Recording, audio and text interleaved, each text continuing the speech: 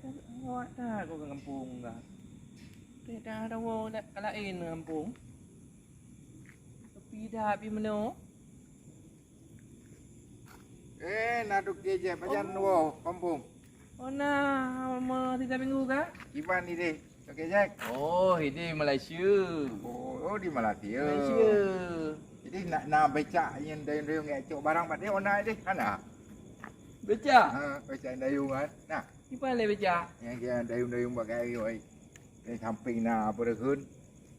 Ya becak ke becak kampung ni oh. Ini anak kan beca li bemo iku. Bemo. Kau dah jual dah apa-apa. Iba apa je lonjak deh. Dan minta buat deh. No hana ada puput di kampung. Ide yo put le. Mak ni kerja dah. Hai apa hai dekat ino biasa aku jauh belang kau. Jauh belang tu macam wah cuma le. Nah, ya dah na. Oh nya ana lonjak gula. Oh, ya. Mati guru. Baru kali lima kan mati guru ana lonjak gula. Ana tambah. Hai terima tu.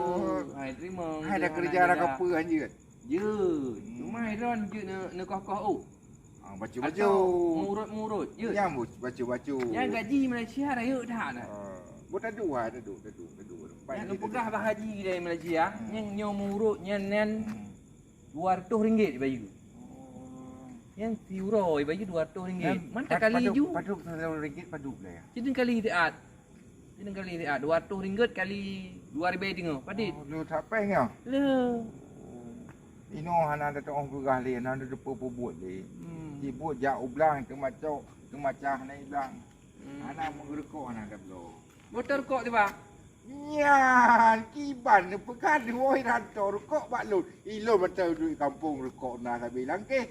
Ku jauh belang. Hana mau belo lah. Ya, dengan Hana mau belo lah. Empat kali mana belo. Hana apa balon nak rekok minta saya. Oh, mar kok. Dah rekok. Ya, rekok macam Marlboro. Marlboro. Makanya nyauri kampung. Bener-bener haji.